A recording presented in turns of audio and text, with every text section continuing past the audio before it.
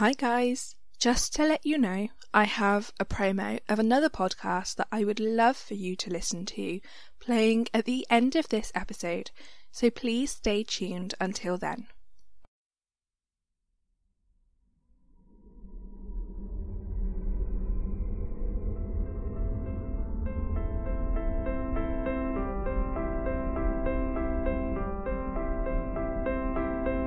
Hi M&Ms. Welcome back to another episode of Murder and More. As always, I am your host, Kira.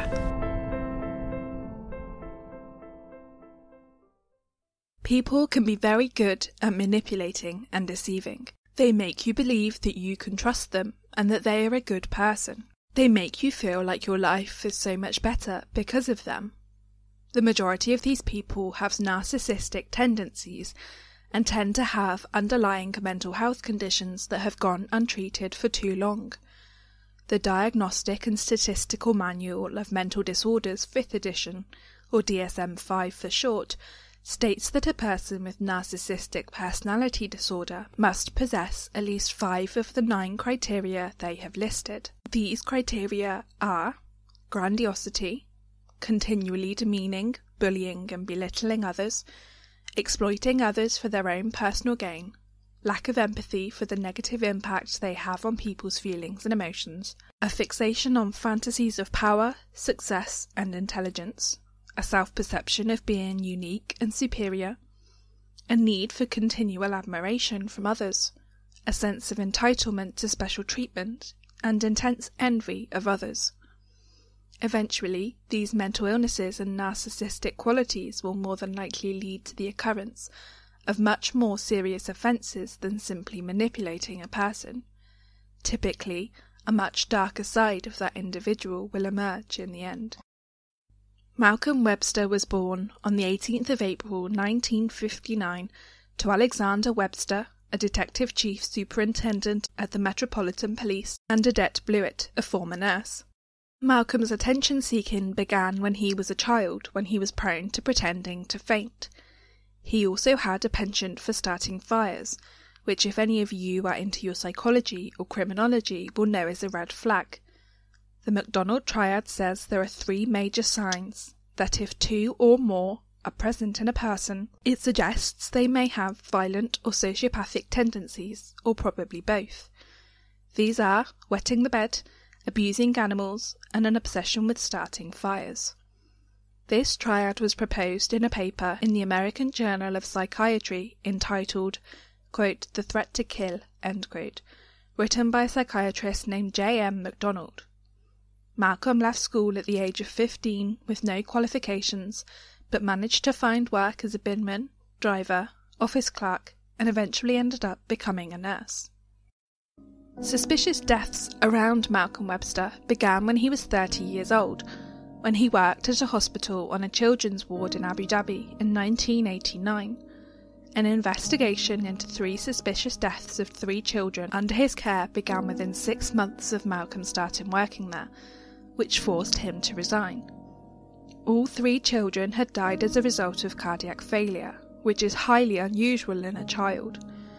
Whilst cardiomyopathy, ischemia or arrhythmias can occur in children and cause heart failure, it's more likely that a child with cardiac failure was born with some sort of heart defect. Islamic culture forbids post-mortems and prefers quick burials, so unfortunately there wasn't enough evidence to prove that the children were murdered and for the police to investigate the deaths. Malcolm's former girlfriend, Beth Brown, suggested that he had been injecting himself with insulin, which brought up the possibility that that may be how Malcolm had killed the children. Insulin injection in people who are not diabetic can cause that person to die. It can cause the person to become hypoglycemic, meaning their blood glucose level is too low, and can cause bradycardia, or a low pulse, and hypotension, low blood pressure. If the hyperinsulinemia is not treated, the person can go into a hypoglycemic coma and will eventually pass away. It's believed that Malcolm's father used his influence as a senior police officer to help get him out of Abu Dhabi. Malcolm was described as a, quote, thief, liar, and philanderer, end quote, who habitually pursued wealthy women and would rely on them to supplement his income he earned as a nurse. On the 3rd of September 1993, Malcolm married Claire Morris, a 32-year-old from Aberdeen in Scotland. Claire's brother Peter has fond memories of their childhood. Quote, "Yeah, we'd been a close family since we lost my dad when we were 7 and 9 respectively. We'd been very close. Claire was more the practical person. She'd help around the home a bit more. She was the gardener and that sort of thing. She was a good sister." End quote. I believe that she met Malcolm at a party, after which the next day he came down and was showering her with flowers and gifts and what have you.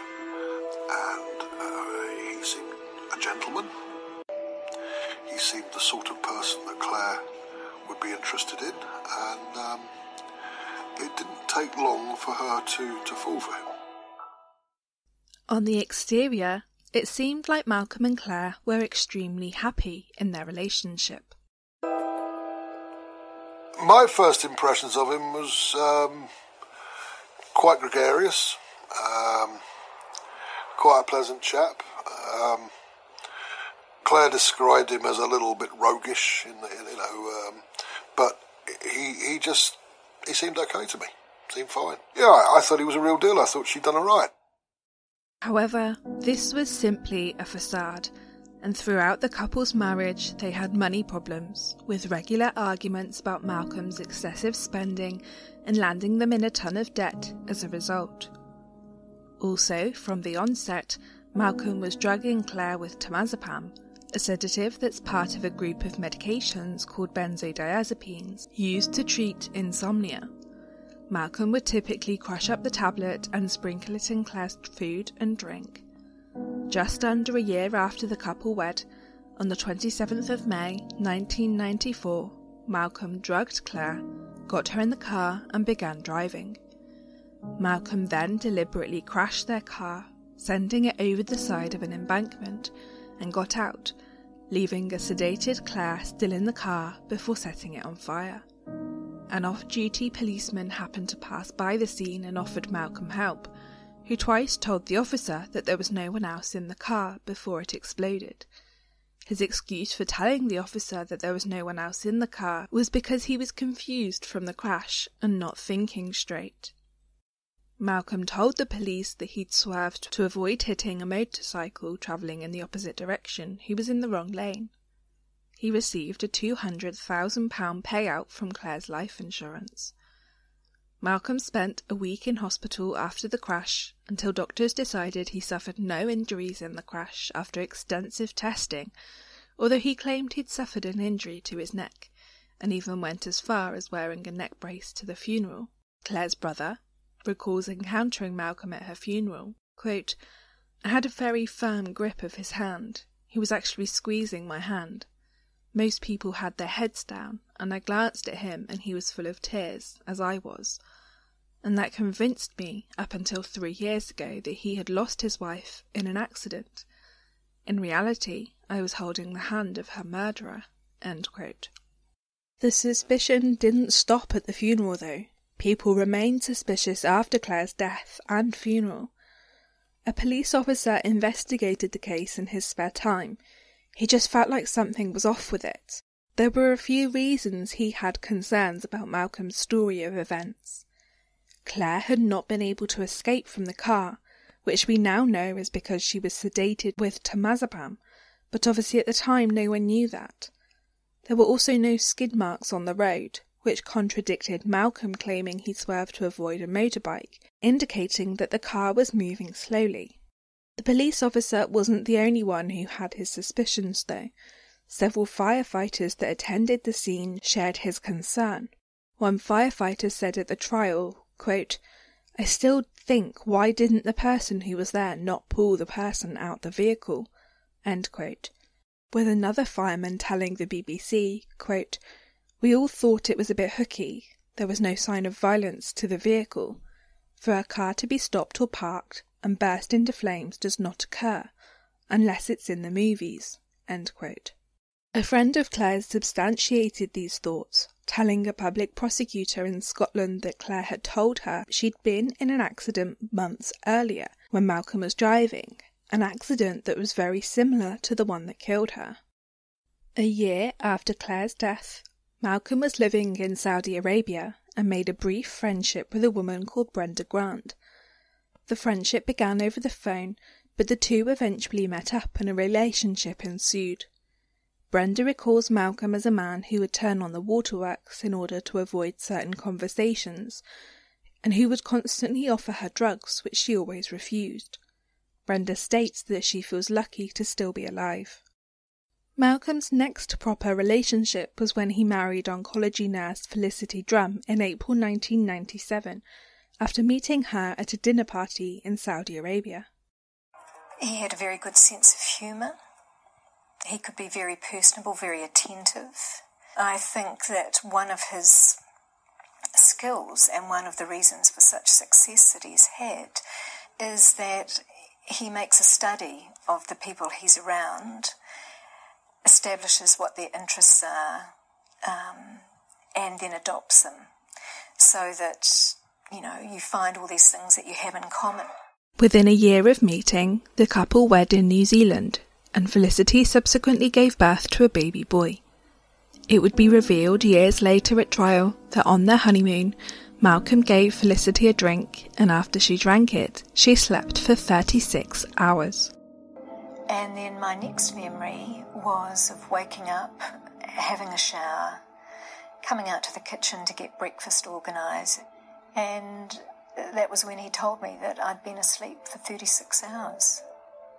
How did you react to that?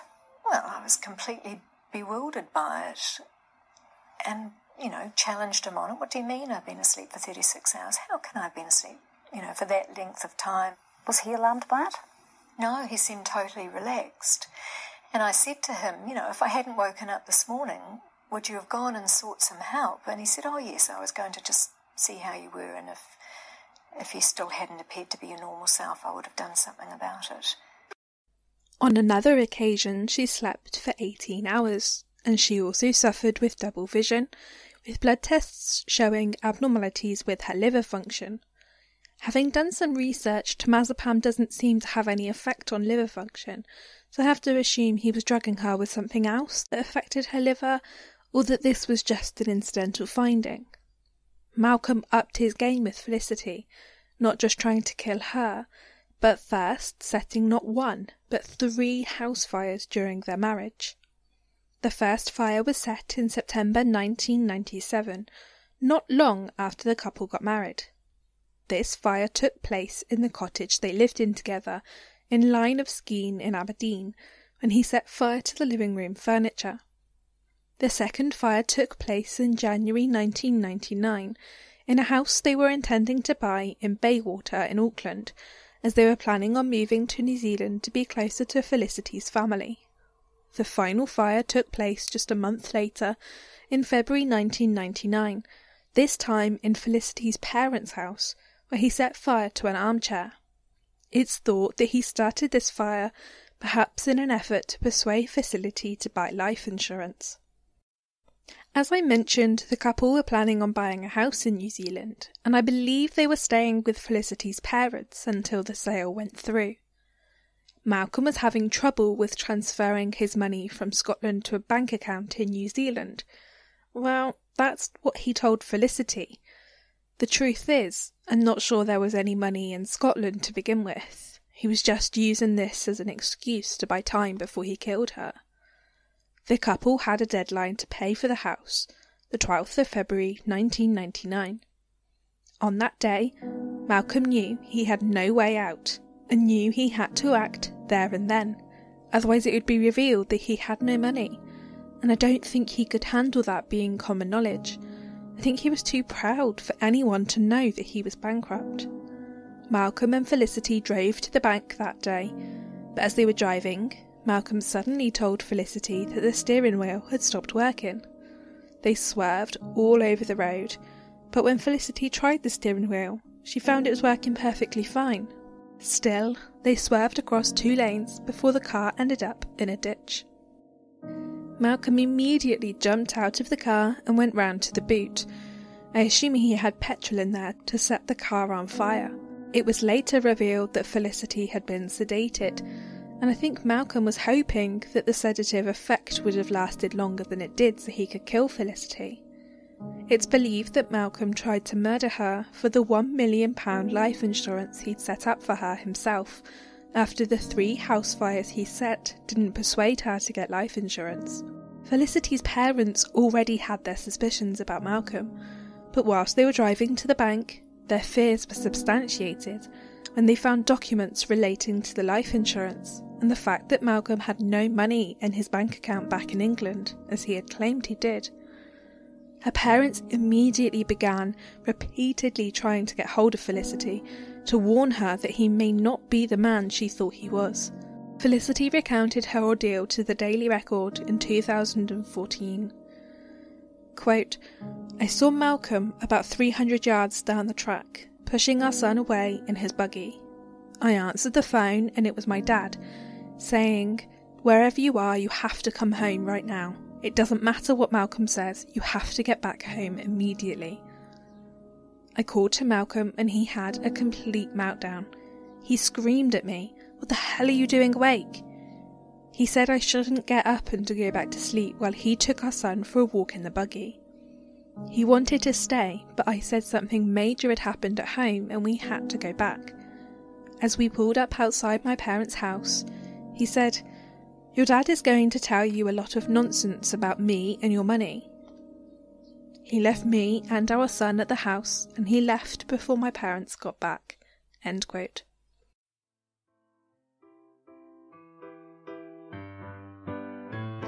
Okay guys, today's episode is sponsored by Ballsy. Let's be honest, no one likes smelly balls, right?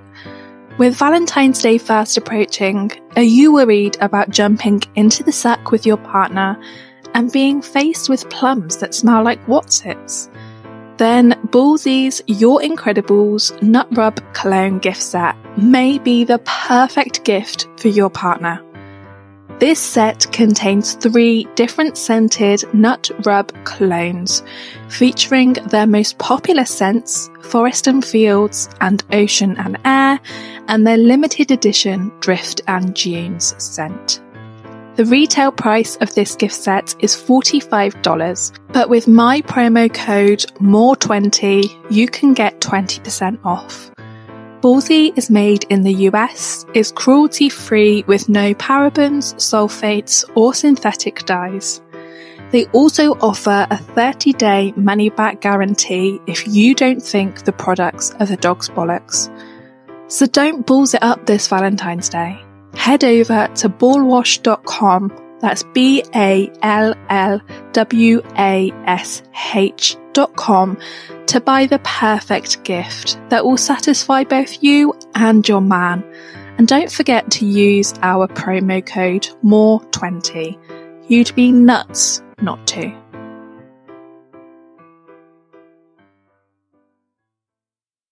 Four warrants were issued for Malcolm's arrest after he failed to turn up to court on several charges, with a police officer later stating, quote, "He failed to appear at court and full warrants were issued.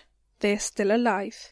2 of them are for arson, the 3rd is for selling, giving, supplying or administering a drug, and the 4th is for disabling or stupefying his victim, his then wife. The arson charges relate to a fire at the home of his then wife's parents." End quote. Felicity later confronted Malcolm, who she described as a psychopath, about his attempts to kill her, and all he said was that she would have died happy. I felt so humiliated at the breathtaking extent of his deception and how I was so immersed in it that I couldn't see it. You know, hindsight's a wonderful thing when it's all laid out in front of you and you can see clear patterns and obviously look at things in a different light.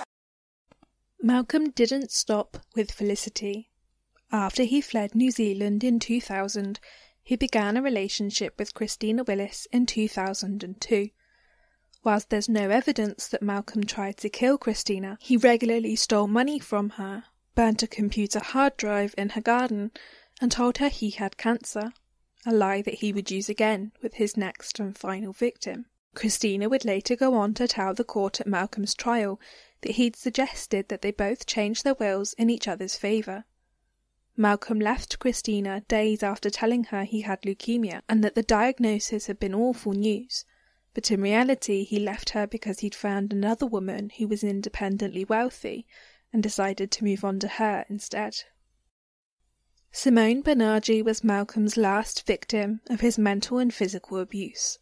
He met her in December 2005 at a hospital they both worked at in Scotland and planned to marry her bigamously. Malcolm also told Simone that he had terminal leukemia and went as far as shaving his head to convince her he was having chemotherapy. Malcolm moved in with Simone the following month after she became concerned about his health as he was undergoing chemotherapy, and by February 2006, just a couple of months after they got together, Simone had already changed her will to leave her entire estate, including her £270,000 house, to Malcolm. Malcolm and Simone's relationship moved fast, with them unsuccessfully trying IVF treatment.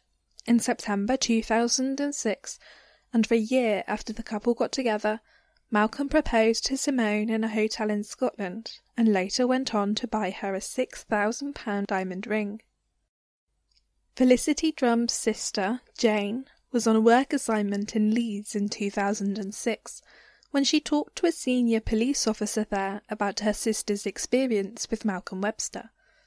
This put Malcolm onto police's radar, and they started an inquiry into him, with Scottish police interviewing Jane.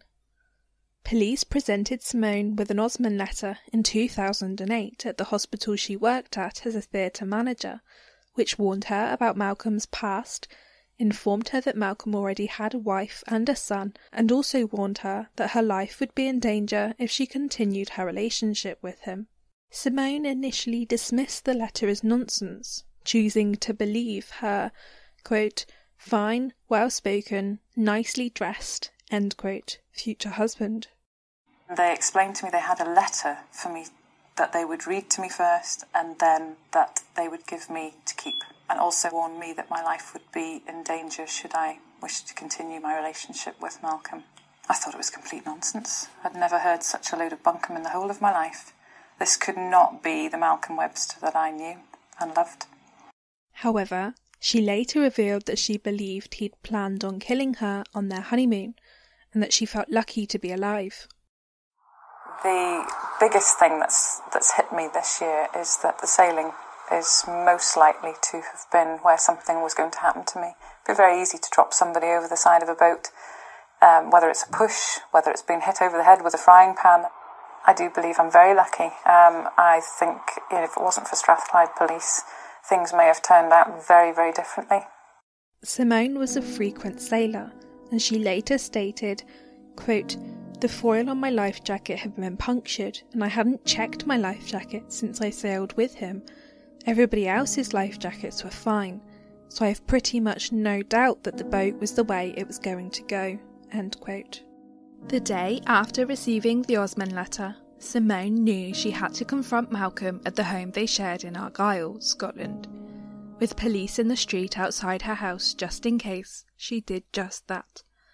As soon as Simone walked into the house, she said, quote, I think there's something we need to discuss, namely Felicity. I can probably give you your engagement ring back at this point, end quote. Simone told the Daily Record that in response, Malcolm said, quote, I wondered when you would find out about Felicity. Who told you? End quote. As soon as Simone told him that the police had informed her, there was a complete change. She recalls the horrifying moment she realised her fiancé wasn't who she thought he was. Quote, it was like looking at a completely different person. It was not just that the colour drained from his face, but his whole facial expression changed. The closest I have seen to it was the footage on television of him at the crash scene when the jury were taken there. He was very, very different. It only lasted for a second. I got a brief glimpse of a different man, and the shutters came down and it was gone. The mask had slipped.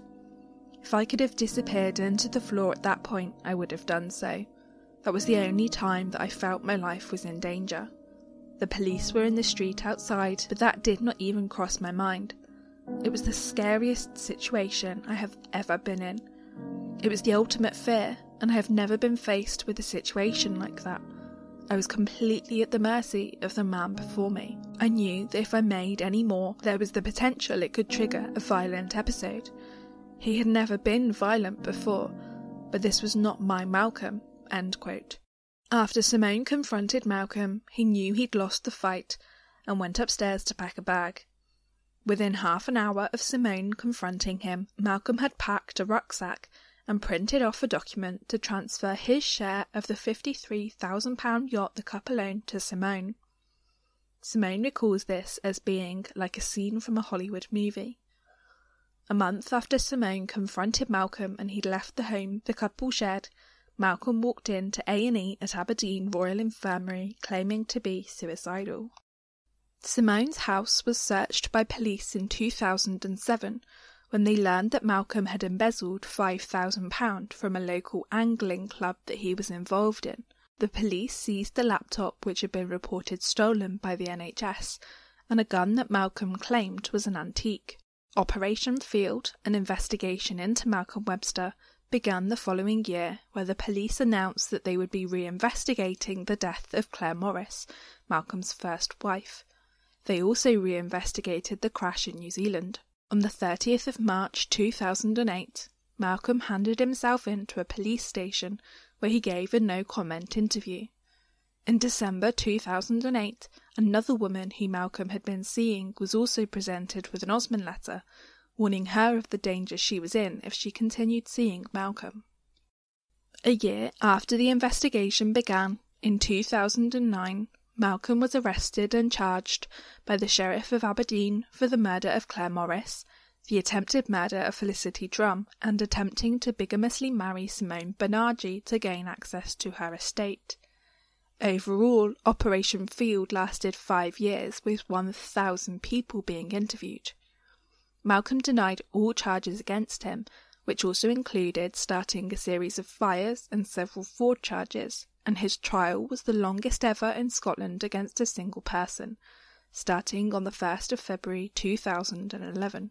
On the 2nd of February, Simone Banerjee told the court that Malcolm's spending habits were out of control, and she believed the money he had came from the sale of a flat in Brighton that he inherited from his uncle. In regards to Malcolm telling Simone that he had terminal leukemia, Simone told the court that he suffered from 10:30 syndrome, where his dizzy and fainting spells from the cancer treatment occurred like clockwork. She also told the court that Malcolm's fainting spells could be so bad that he'd have to crawl up the stairs to bed, or sometimes she'd even have to carry him. On the 11th of February, all 15 jurors, the judge and the legal teams visited the location where Claire Morris died. On the 16th, a crash reconstruction expert told the jury that he believed the crash and fire in which Claire died was more than likely staged, stating that he doesn't believe the impact of the crash could have spontaneously caused the vehicle to catch on fire. He also informed the jury that it was his belief that there would have been nothing preventing Claire from escaping the wreck if she had been conscious.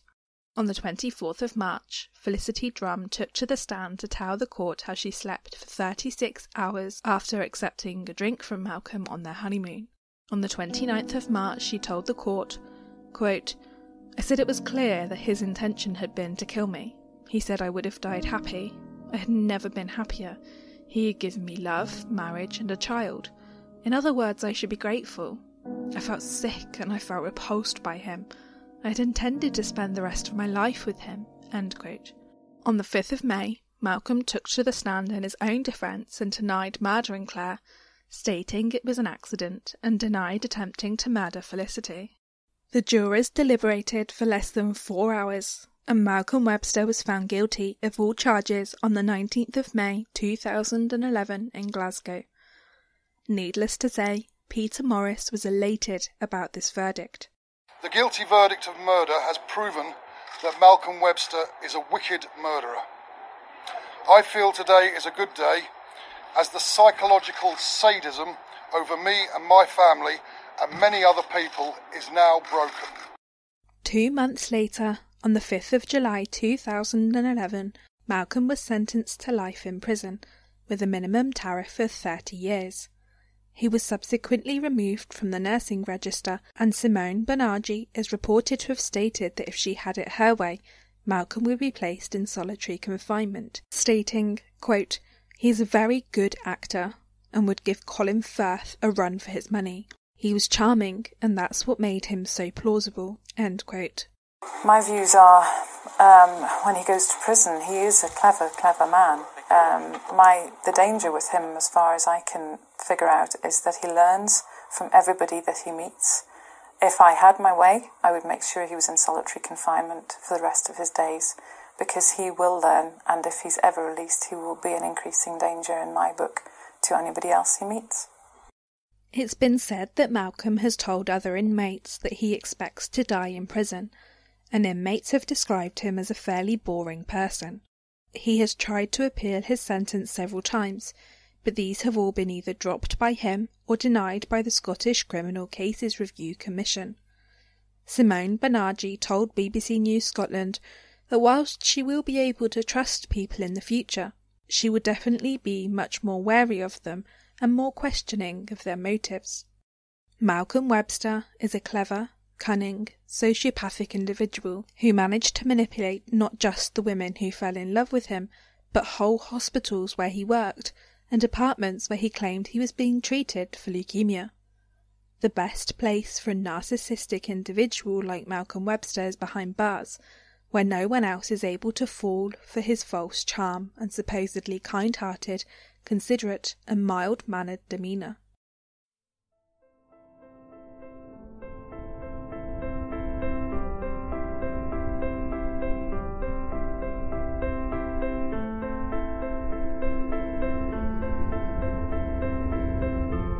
Thank you for listening.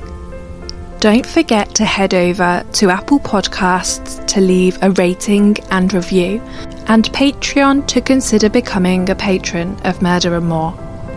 To interact with us, you can follow us on Twitter and Tumblr at Murder and More, Instagram at Murder and More Pod, and Facebook at Murder and More Podcast. To view the sources and pictures for this episode, head over to www.murderandmorepodcast.wordpress.com. Have a great week, and I'll see you all next week for another episode.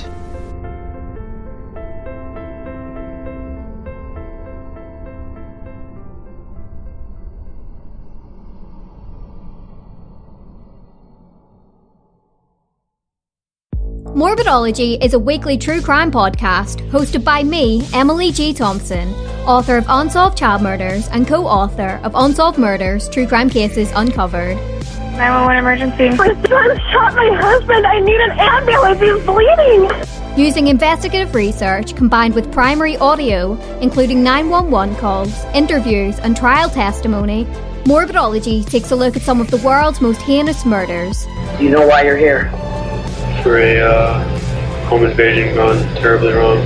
Listen to Morbidology now on Himalaya, Apple, Stitcher, Podbean, or wherever else you get podcasts.